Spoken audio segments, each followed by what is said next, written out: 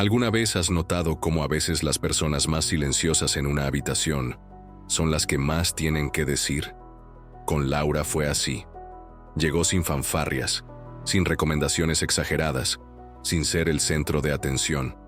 Una chica común y corriente, de apariencia sencilla, ropa discreta y una mirada que parecía observarlo todo. Primer día de prácticas en una de las empresas más grandes del sector. Nadie me prestó mucha atención. Los empleados estaban demasiado ocupados, con sus objetivos, sus hojas de cálculo, sus prisas por el café, y Laura se sentó en un rincón de la sala compartida, abrió su cuaderno y se quedó en silencio. El director ejecutivo, Eduardo, ni siquiera la miró. Un hombre de mediana edad, seguro de sí mismo, con un currículum envidiable y un ego tan grande como el edificio donde trabajaban. Para él, una becaria era un detalle, casi un adorno, y Laura parecía encajar a la perfección en esa categoría invisible. Pero lo que nadie sabía, ni sospechaba, era que aquella chica silenciosa, escondida tras un cuaderno, cambiaría el rumbo de toda la empresa y cambiaría la vida de todos. Por dentro, en aquella empresa la regla era clara: quien habla demasiado no dura. El ambiente era frío, no por el aire acondicionado, sino por el trato entre las personas. Amabilidad, solo en forma de bienvenida. Sonrisas, raras. Todo giraba en torno a objetivos, plazos, presión. Era el tipo de lugar al que entras emocionado, y a los pocos meses te despiertas contando los días que faltan para el fin de semana. Eduardo, el director ejecutivo, se esforzaba por mantener todo bajo control. Creía que un buen líder es aquel que inspira respeto, o mejor dicho, miedo, y tenía un mantra: los pasantes están aquí para aprender, no para opinar. Y Laura escuchaba. Ella siempre escuchaba. No se quejaba. No hacía preguntas en las reuniones. Ni siquiera intentaba encajar. Pero siempre estaba ahí, sentada en el mismo rincón, observando y escribiendo. Escribiendo mucho. Mientras otros se perdían en tareas repetitivas y reuniones vacías, Laura lo absorbía todo. Cada dinámica, cada expresión, cada decisión equivocada, se veía pequeña allí, frágil, fuera de lugar, pero por dentro. Se estaba acumulando combustible, y la explosión era solo cuestión de tiempo. Toda gran empresa tiene ese proyecto que se trata como si fuera un niño. En su caso se trató de Horizonte 2025, la gran apuesta del año. El plan que prometía revolucionar el mercado, atraer inversores y dominar la competencia. Reuniones semanales, presentaciones brillantes, discursos motivacionales. Todo giraba en torno a esto. Y cuando llegó el gran día del lanzamiento, lo que se suponía que sería el pináculo de la innovación, se convirtió en un desastre. El producto estaba lleno de errores. La campaña de marketing no tenía sentido. Los usuarios se quejaron masivamente. Las redes sociales se dispararon. ¿Y qué hay de las acciones? Se desplomaron. A la mañana siguiente, el ambiente era como el de un velorio. Los pasillos estaban en silencio. Las reuniones eran tensas. Eduardo, qué loco, empezó a buscar responsables, a presionar a los directores, a despedir a quienes estaban al frente de la lucha. Y nadie tenía respuestas sobre eso. Allí, al fondo de la sala, sentada como siempre, estaba Laura, con el mismo cuaderno en el regazo, la misma expresión tranquila. Y una diferencia. La página en la que estaba escribiendo tenía un título grande en la parte superior. Análisis de riesgos, Horizonte 2025. Pero nadie le había preguntado qué pensaba. Todavía, esa mañana, Laura llegó temprano, antes que todos los demás. Se sentó en la misma esquina. Respiró hondo e imprimió un informe, 12 páginas, gráficos, análisis, predicciones. Un diagnóstico completo del fracaso de Horizonte 2025. Y lo más impresionante, todo esto realizado por un becario. No envió un correo electrónico. No esperó a que la llamaran. Simplemente se acercó al escritorio del coordinador directo y le entregó el documento. Se trata del proyecto, dijo. Creo que esto podría ayudar. Lo hojeó durante 2 segundos, sin ocultar siquiera su desdén. ¿Hiciste esto aquí? ¿Por qué? Esta ni siquiera es tu zona. Y antes de escuchar la respuesta, se rió entre dientes, apartó el papeleo y lo tiró a la basura. Laura asintió. Volvió a su escritorio y siguió escribiendo. Pero lo que no sabía es que alguien estaba mirando. Otro interno curioso vio cómo el informe era descartado, y por impulso, sacó el periódico de la cesta. Leíste la primera página, y se congeló. ¿Viste esto aquí? Preguntó a un analista sentado cerca. El analista lo leyó, luego otro, y en menos de 2 horas, ese papel olvidado en la basura estaba en manos de la junta directiva. Y a punto de alcanzar a Edward. El informe llegó a la oficina de Eduardo a través de manos del gerente financiero. Tienes que ver esto, dijo dejando el fajo de papeles sobre la mesa. Eduardo estaba cansado, irritado, desconfiado, pero algo en ese tono lo hizo detenerse. Tomó el informe y comenzó a leer.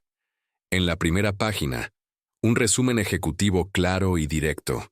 En el segundo, gráficos de comportamiento del consumidor. En tercer lugar, cruzar datos internos con tendencias del mercado. Con cada página, su expresión cambiaba, desde cejas fruncidas hasta ojos muy abiertos, del escepticismo a la incredulidad. ¿Quién escribió esto aquí? Preguntó sabiendo ya que la respuesta sería incómoda. Una becaria, respondió el gerente. Laura. Silencio. Laura. Esa misma chica a la que ni siquiera saludó. La que apenas apartaba la vista de su cuaderno. Ella lo había visto todo, antes que todos los demás. Y lo que es peor, había ofrecido la solución, y esta había sido ignorada. Eduardo dejó caer el periódico. Entrecerró los ojos. Por primera vez en mucho tiempo, sintió que tal vez había subestimado a alguien. «Llévala a mi oficina», dijo. Era hora de mirar a Laura, de verdad. La puerta se abrió. Laura entró, con pasos ligeros, libreta en mano, expresión tranquila. Pero no era una calma vacía. Era la calma de alguien que sabía exactamente lo que hacía.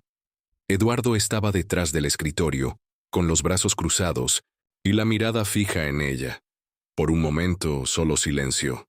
¿De dónde sacaste eso?, preguntó directamente. Laura respiró hondo. No dudó.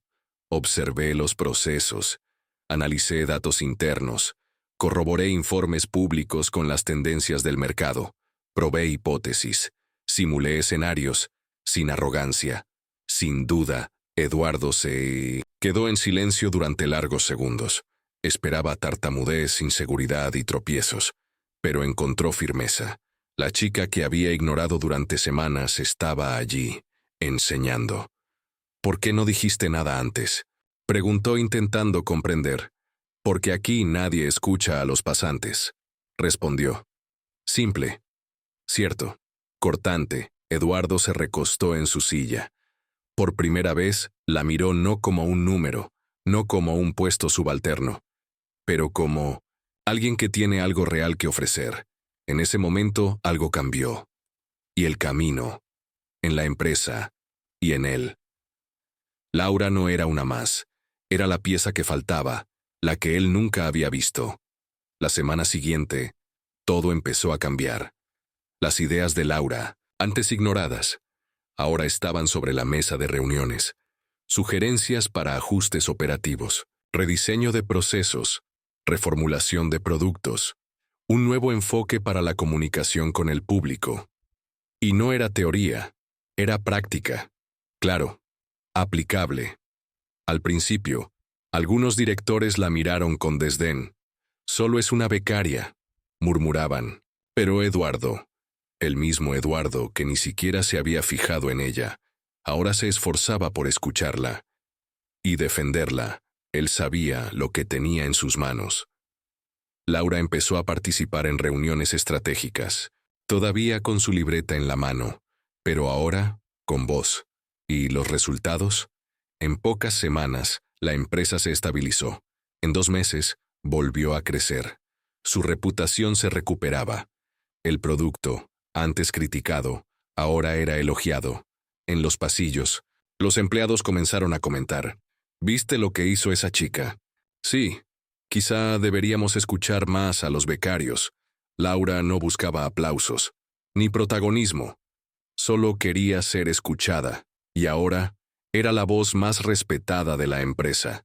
Quien una vez fue invisible, se convirtió en el centro de la reconstrucción. La empresa recobraba la compostura, los números mejoraban, los empleados se sentían más comprometidos, y Laura, por fin recibió el reconocimiento. Hasta que, en una reunión de directorio, ocurrió lo inesperado. Uno de los consejeros, un señor mayor, la miró fijamente. Entrecerró los ojos como si intentara recordar algo, y luego murmuró: «Esa niña es la hija de Antonio Monteiro». Silencio. Todos se miraron. Los ojos de Eduardo se abrieron de par en par. Monteiro, el fundador de la empresa. Laura, con una leve sonrisa, confirmó: «Sí, Antonio Monteiro era mi padre», y añadió: «Me uní como pasante porque quería ver con mis propios ojos en qué se había convertido su empresa». La sala quedó en silencio. El shock fue total. Eduardo se reclinó en su silla, visiblemente conmocionado. Durante todo este tiempo, ignoró a la hija del hombre que lo creó todo. La heredera legítima. La que conocía el alma de la empresa mejor que cualquier ejecutivo. Laura no estaba allí por casualidad. Tenía una misión, y lo había hecho perfectamente, sin que nadie lo notara. La noticia de la identidad de Laura se extendió como un reguero de pólvora. Algunos se quedaron impactados, otros avergonzados, muchos aliviados. Como si por fin algo justo estuviera sucediendo en esa empresa. Eduardo no perdió tiempo. Llamó a Laura para una nueva reunión, pero esta vez con una actitud diferente. Sin arrogancia, sin imposiciones.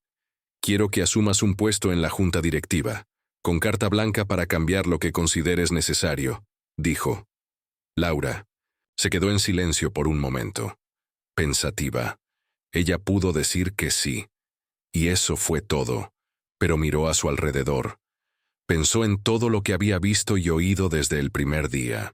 Las bromas a sus espaldas, los talentos desperdiciados, el miedo a hablar, la cultura que sofocaba en lugar de inspirar. Entonces respondió: «Acepto, pero con una condición». «¿Cuál?» «No solo quiero un trabajo, quiero cambiar la esencia de este lugar. Quiero que esta empresa vuelva a ser un lugar donde se escuchen las ideas, donde nadie sea invisible, donde mi padre se sentiría orgulloso de volver a trabajar». Eduardo asintió. Sin argumentos, él sabía que ella tenía razón. La elección estaba hecha, y esa decisión sería el comienzo de una nueva era. Los meses siguientes marcaron una verdadera revolución. La empresa ha cambiado, y no solo en los reportajes, sino en el ambiente, en la forma de caminar de la gente por los pasillos, en las conversaciones mientras tomaban café. Algo nuevo había nacido. Bajo el liderazgo de Laura, surgieron programas de inclusión, espacios para escuchar ideas de todos los niveles, mentoría intersectorial. Los pasantes comenzaron a participar en las decisiones. Los antiguos empleados vuelven a sonreír. ¿Y Eduardo? Ese CEO duro y escéptico ahora escuchaba más de lo que hablaba. Descubrió que liderar también es aprender. Laura asumió el cargo de directora de innovación y cultura. Pero más que eso, le devolvió el alma a la empresa. Su cuaderno, el mismo cuaderno que había estado con ella desde el primer día, ahora estaba abierto sobre una gran mesa, lleno de post-its gráficos y gente colaborando. Ella ya no era invisible. Fue inspiración. La niña que empezó ignorada, desacreditada, descartada, hoy fue el nombre que todos querían seguir. Y la empresa nunca volvió a ser la misma. ¿Te gustó esta historia? Así que deja tu me gusta. Comparte con alguien que haya sido subestimado y comenta aquí. ¿Alguna vez te has sentido invisible como Laura? Comenta abajo. Y si aún no estás suscrito al canal, ahora es el momento.